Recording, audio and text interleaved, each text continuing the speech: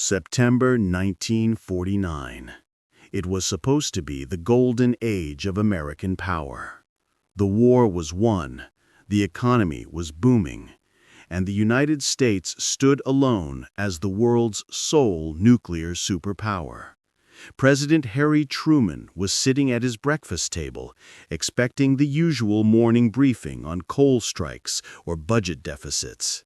Instead, a frantic general from the Air Force burst into the room with a report that would shatter the American dream forever. Days earlier, on September 3rd, a specially equipped WB-29 weather reconnaissance plane, flying a routine patrol from Japan to Alaska, had picked up something impossible. The plane belonged to a secret unit known as AFOTAT-1, tasked with sniffing the air for atomic tests. As it cruised at 18,000 feet over the North Pacific, the paper filters on its air scoops began to turn dark. The Geiger counters on board didn't just click, they screamed, going haywire with readings that were off the charts. The air filters were clogged with fresh radioactive debris, barium-140 and cerium-141. The isotopes were unmistakable fingerprints of a nuclear fission explosion. There was no mistake. The Soviet Union had just detonated an atomic bomb. Truman was paralyzed. He literally couldn't believe it. He forced his scientific advisors to recheck the data again and again, hoping it was a mistake, a volcanic eruption, or a lab accident. For 4 years, the CIA and General Leslie Groves, the head of the Manhattan Project, had assured him that the Russians were backward peasants, at least 10 to 20 years away from the bomb. They arrogantly believed that a nation struggling to manufacture decent shoes or alarm clocks could never master the complex quantum physics and precision engineering required for nuclear fission. But the radioactive cloud drifting across the Pacific told a different, terrifying story. The Soviet test, codenamed RDS-1, or First Lightning, had actually occurred weeks earlier on the desolate steppes of Kazakhstan. The American monopoly on the apocalypse was over in a flash of blinding light. And terrifyingly, as intelligence analysts looked closer at the debris data, they realized something even worse. The chemical signature of the Soviet bomb was identical to the American Fat Man bomb dropped on Nagasaki. It wasn't Soviet genius at work. It was the greatest theft in human history. Stalin hadn't just built a bomb, he had stolen ours, bolt for bolt. This is the story of the invisible army of spies who walked right into America's most secret laboratory, took the blueprints for Armageddon, and handed them to Joseph Stalin. To understand how deep the betrayal went, we have to go back 4 years to the suffocating summer of 1945. The war in Europe was over, but the ruins of Berlin were still smoking. The Big Three, Truman, Stalin, and Churchill, gathered at the Potsdam Conference to decide the fate of the world.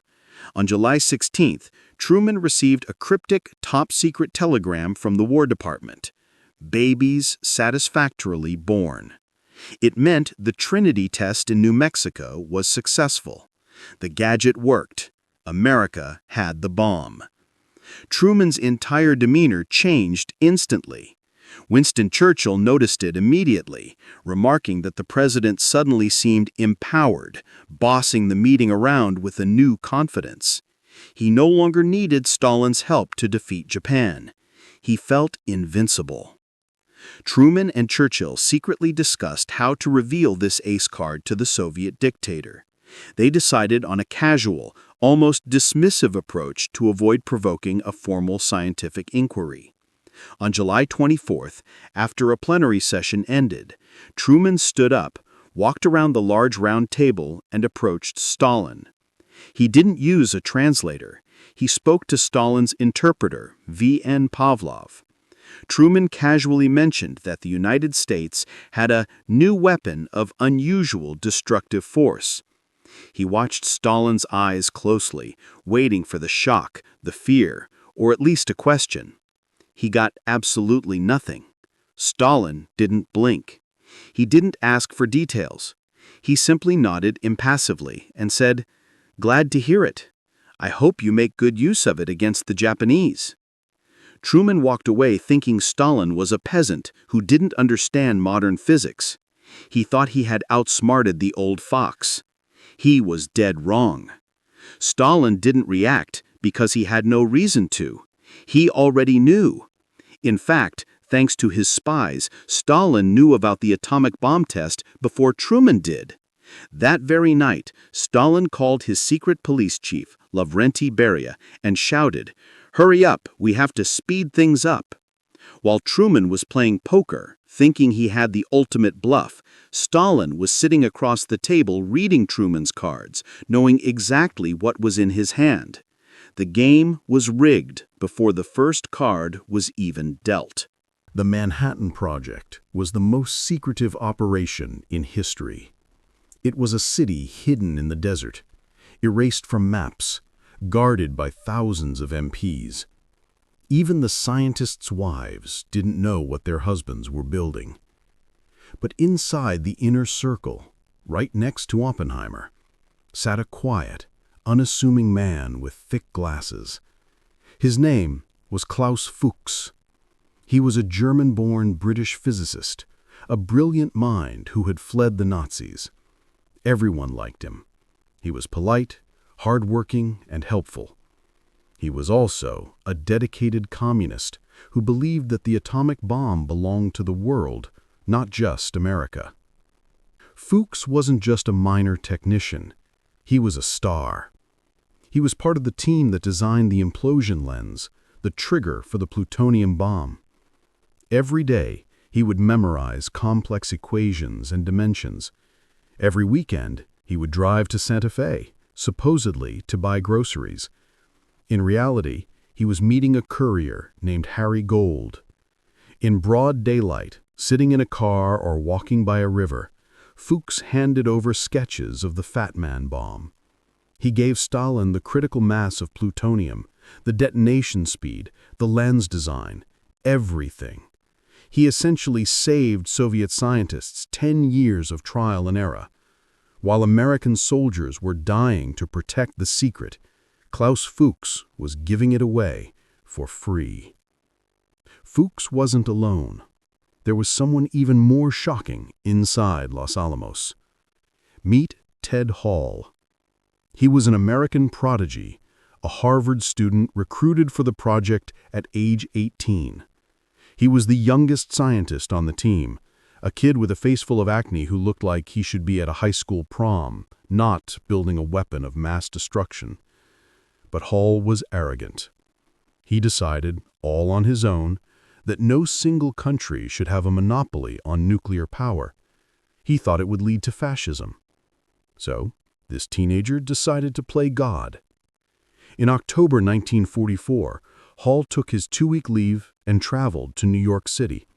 He walked into the Soviet consulate and simply offered them the secrets of the implosion bomb.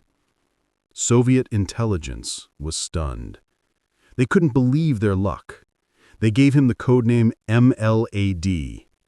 Hall provided crucial data that cross-referenced and confirmed Fuchs's information. Stalin now had 2 independent sources describing the exact same device. While the FBI was busy chasing German saboteurs, an American teenager was handing the keys to the apocalypse to the Kremlin because he thought it was fair. Back in Moscow, the stolen secrets landed on the desk of Lavrenti Beria, the terrifying head of the NKVD. Stalin had put Beria in charge of the atomic project with a simple, chilling order: build it fast or get shot. Beria, a man who knew nothing about physics but everything about fear, didn't trust scientists. He viewed them as potential saboteurs who needed to be controlled. He trusted only one thing: the stolen documents from Los Alamos. He treated the intelligence from Klaus Fuchs and Ted Hall not as helpful hints, but as a holy Bible. He established a network of sharashkas, secret prison laboratories where disgraced engineers worked 16 hours a day, knowing that failure meant a bullet in the back of the head. He placed the brilliant physicist Igor Kurchatov in charge of the science, but kept him on a tight leash. When Kurchatov, eager to prove Soviet ingenuity, tried to suggest improvements to the American design, Beria screamed at him, "If you change one wire and it fails, I will have your head." The order was absolute. Copy the American design, down to the last bolt. If the American bomb worked, the copy had to work. This paranoia led to absurd lengths.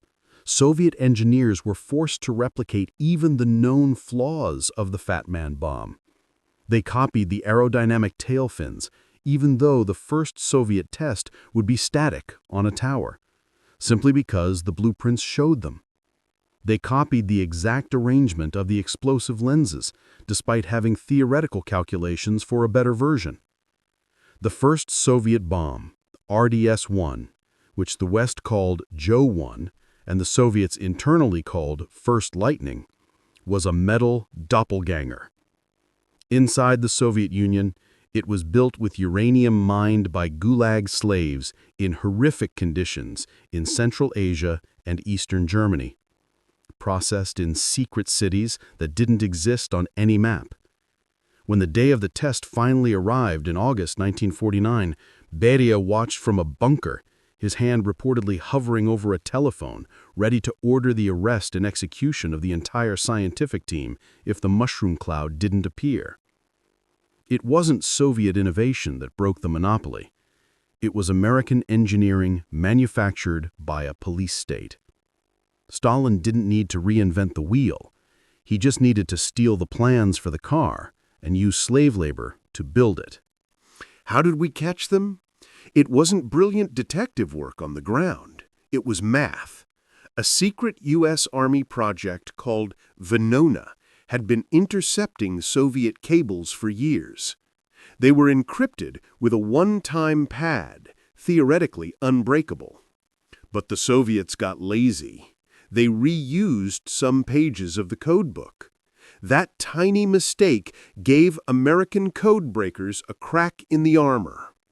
Slowly, painfully, over years, they began to decode the messages from 1944 and 1945.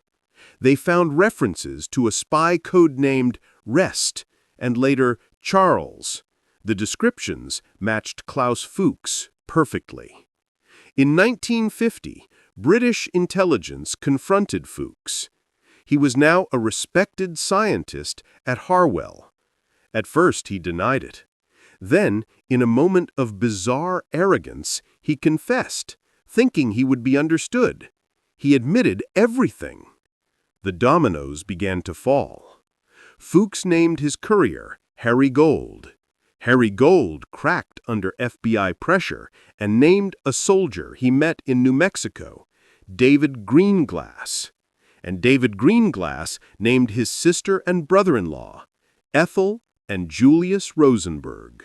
The spy ring was exploding from the inside. The hysteria in America was blinding.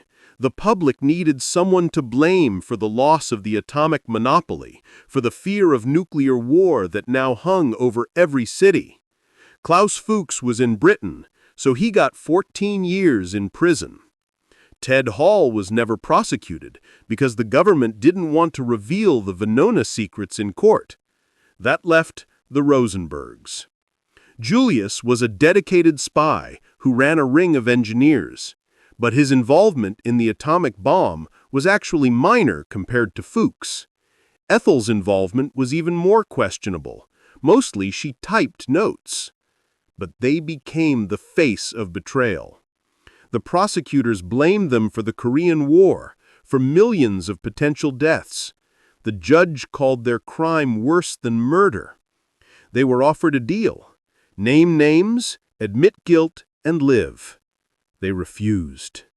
On June 19, 1953, just as the sun was setting, They were strapped into the electric chair at Sing Sing prison. Julius died after the first jolt. Ethel's execution was botched. It took multiple shocks to kill her, smoke rising from her head in a gruesome scene. They were the only American civilians executed for espionage during the Cold War. The government wanted blood, and they got it. But the secrets were already gone. The theft of the atomic bomb didn't just end the American monopoly, it kick-started a race to madness. President Truman, realizing that atomic bombs were now common currency, a weapon both sides possessed, panicked. He needed a new ace in the hole, something that would restore American dominance and make the Soviet A-bomb look like a firecracker.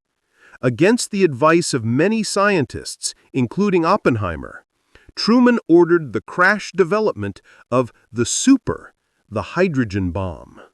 This wasn't just a bigger bomb, it was a weapon of genocide, harnessing the power of the sun to create an explosion 1,000 times more powerful than Hiroshima.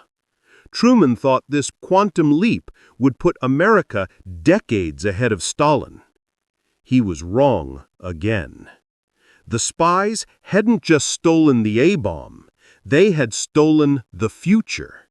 Klaus Fuchs had been present at the earliest secret conferences on the super in 1946, sitting right next to Edward Teller. He had absorbed the theoretical designs for fusion, how to use an atomic trigger to ignite liquid deuterium. He passed these advanced concepts to his Soviet handlers years before the first American H-bomb was even built. So when the U.S. finally tested its first hydrogen device, Ivy Mike, in November 1952, vaporizing the entire island of Eligalab and creating a crater a mile wide, they thought they had won the race. But the celebration was short-lived. Less than a year later, in August 1953, the Soviets tested their own thermonuclear device, RDS-6S, and terrifyingly, while the American device was a building-sized contraption that couldn't be flown, the Soviet version was smaller and potentially droppable. The gap hadn't just vanished, it had inverted. The espionage had created a terrifying symmetry. Every step America took, miniaturization, rocket propulsion, guidance systems, the Soviets matched it almost instantly because they were reading the same playbook. The stolen secrets ensured that the Cold War wouldn't be a game of American dominance, but a standoff of mutually assured destruction. The spies had created a world where two men in two rooms could end civilization in 30 minutes, and neither could stop the other. What happened to the spies? Klaus Fuchs served 9 years, was released, and immediately flew to East Germany, where he was greeted as a hero and lived out his days running a nuclear institute. He never apologized. He believed he had prevented a nuclear holocaust by creating a balance of power. Ted Hall, the teenage prodigy, got away with it completely. He moved to England, became a respected biologist, and only confessed on his deathbed in the 1990s, telling reporters he had saved the world from American imperialism.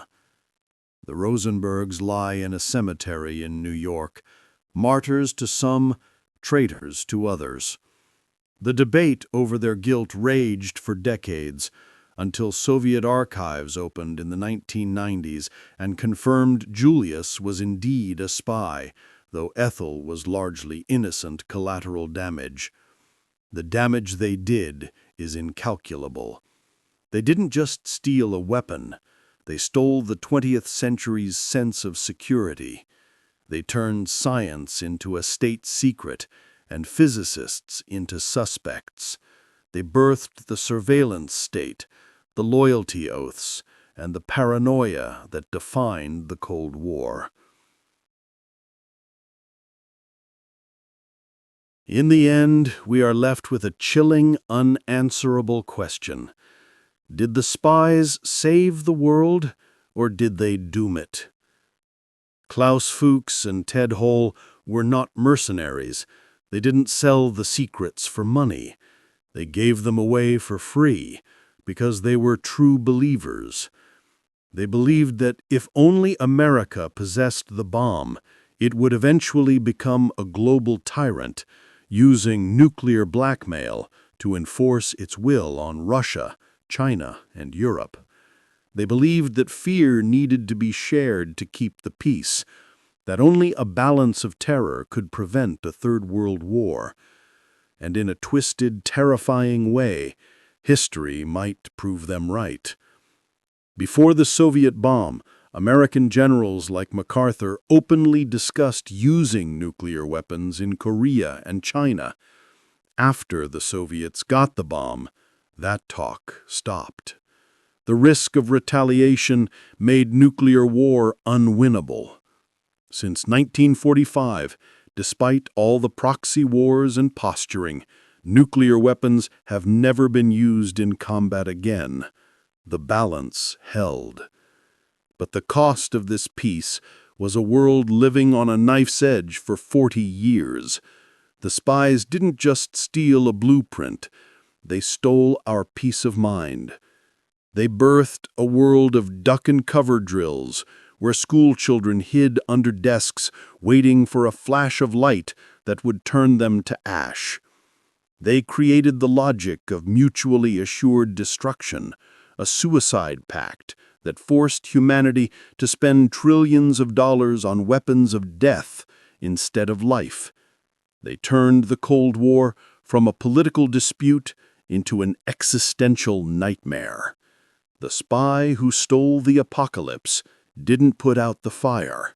He just poured gasoline on the other side of the forest to ensure that if a spark ever flew, the entire world would burn together. The bomb was too big for one nation to keep, but it was too dangerous for two nations to hold. Stalin got his bomb, Truman lost his monopoly, and the rest of us, we just learned to live, breathe, and sleep under the long, dark shadow of the mushroom cloud.